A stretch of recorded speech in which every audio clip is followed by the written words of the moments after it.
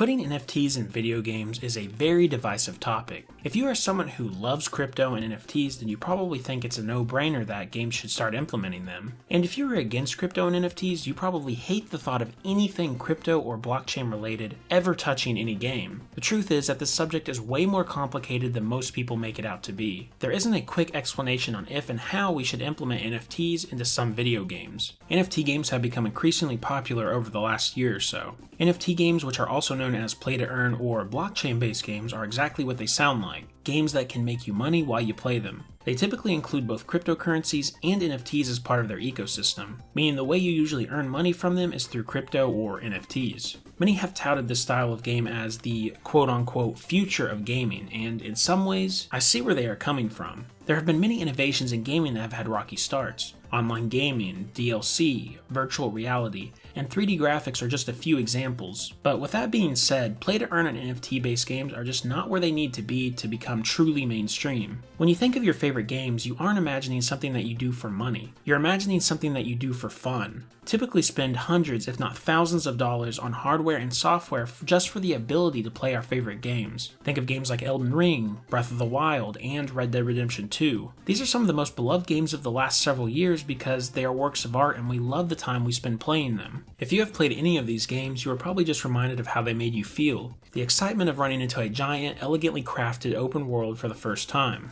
The joy of uncovering the story or playing online with friends. All these things make gaming important to so many people in our world today. And there is no doubt in my mind that adding NFTs to these experiences would massively detract from them. NFT games today don't seem to get that games are meant to be a fun pastime. Instead, this new genre of game is built around the idea of incorporating crypto and NFTs rather than using this technology to enhance an idea that is already there. Even the most popular NFT games suffer from this problem. They are so focused on the idea of using blockchain technology they fail to be truly fun or innovative. The biggest NFT-based game, Axie Infinity, while still suffering from this problem, has continued to evolve. With every major update, it is morphing into something that aims to be a truly enjoyable experience, rather than primarily being focused on the NFT and crypto aspects. The sad truth, however, is that without the prospect of making money, many of these games would have much smaller player bases. The appeal is that you can get rich or at least make a decent income from just playing a game, and for some, that has been true. In 2021, a report even mentioned an Axie Infinity player who was able to buy multiple homes in the Philippines because of their profits from the game. But the truth is, for most, these games aren't going to make you rich, and it isn't sustainable to make that the main appeal of them. Instead, it is important to make a game that is actually enjoyable.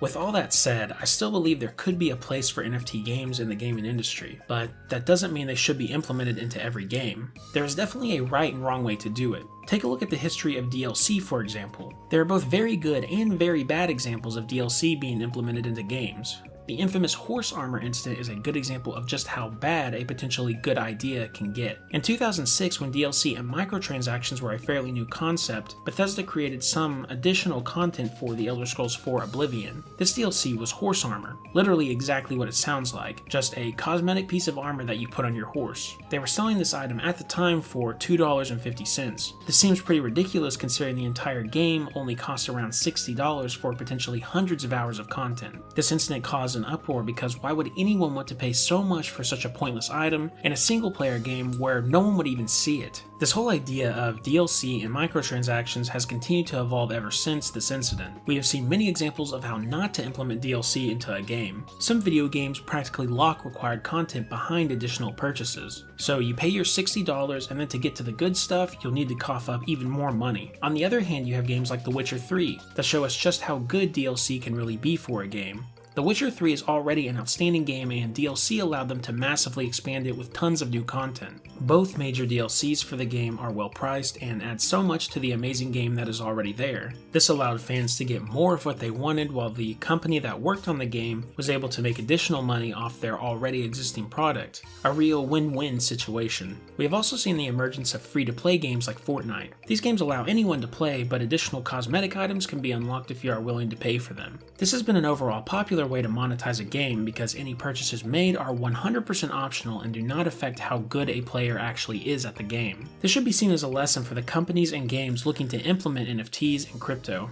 Does it enhance the idea they already have, or are they just implementing this new technology because they can make more money? This is the worry that many have as game studios announce that they are looking into using NFTs in their future titles. Rightfully, they are worried that this new technology will ruin some of their favorite franchises. No one wants to see a world where every weapon you pick up in Breath of the Wild 2 is its own separate NFT, but I don't think that's going to happen. Game companies have betrayed our trust in the past, so we expect them to do it again, and likely most companies will. And you can guarantee that if EA gets involved with NFTs, it will be an absolute disaster. But more reputable companies like Square Enix, Sega, and Nintendo have also expressed interest in NFTs to varying degrees, and we can likely expect them to take a more reasonable approach to this technology. So what exactly would be a reasonable way to implement NFTs into video games? The biggest thing is they don't need to be shoehorned into a single player experience. I can't imagine how they would function in a beneficial way in a single player game. I think the side of the gaming industry that would benefit the most from NFTs is through games focused on online multiplayer, especially those online games with a heavy reliance on collectibles and cosmetics. Some good examples would be games like Overwatch, Fortnite, and Warzone. Imagine that all the cosmetic items you buy or collect for free in games are NFTs. You would then be able to sell those items to other players on a marketplace and potentially profit off them. Let's say that a special event was happening for Christmas in Overwatch and an exclusive skin was given to every player that logs in the week of Christmas that year, but it will never be available again after that. Then 2 years later, that skin has become fairly rare and now sells for a few bucks on the Activision Blizzard NFT marketplace. You could sell it and then buy another cosmetic that you actually want. And if these gaming companies get together, this video game NFT marketplace could include all sorts of games, not just ones from a single company. That's only the tip of the iceberg though. This idea could even be expanded farther where NFTs could be used between games owned by different companies. Imagine using a skin from Overwatch in a completely unrelated metaverse game. It's a really cool concept that NFTs could help to power. It's a lot more complicated than it sounds though. There would need to be at least some cooperation from each game. A 3D model used in one game isn't just going to magically work in another. For example, the devs from Overwatch would need to rework each skin to work in this metaverse game, which does take a bit of effort. So why would anyone want to work on making an asset for a game that isn't their own? The answer is residual income. NFTs are often set up in a way where the original creator gets a portion of the proceeds every single time it is sold. So if you buy an NFT Overwatch skin for $10, then Blizzard would get $10.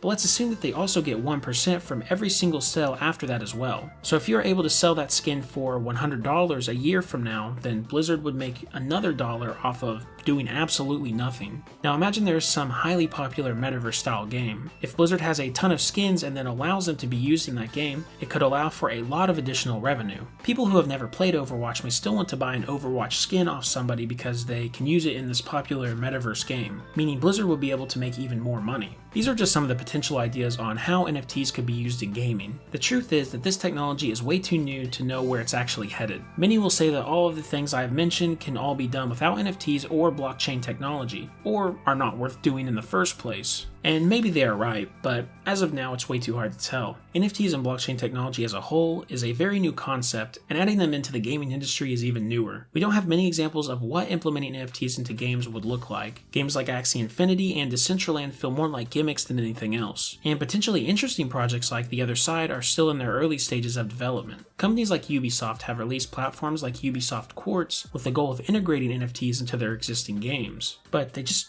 aren't really interesting or meaningful enough to talk about in depth. There's also a lot of stigma around NFTs and crypto as a whole to begin with. This has caused a lot of companies to stay far away from the space out of fear of being ridiculed by gamers. To be fair, some of the criticisms are well deserved. The crypto space as a whole is very unregulated and many scams exist. But there are also criticisms that boil down to people just not understanding the technology. The largest being that NFTs are destroying the environment. This criticism comes from the fact that proof-of-work systems like Ethereum and Bitcoin use a ton of energy in order to verify transactions. This is completely true, but there are many other blockchains that use proof-of-stake and do not use massive amounts of power to accomplish the same goal. Another point is that these NFTs aren't on the Bitcoin blockchain, and the Ethereum blockchain will be switching over to proof-of-stake at some point in the near future, basically making this argument irrelevant. But the fact remains that the social stigma of it is still there for now, which will likely cause many companies to continue avoiding the technology or work on it in the background until it becomes more socially acceptable to do so.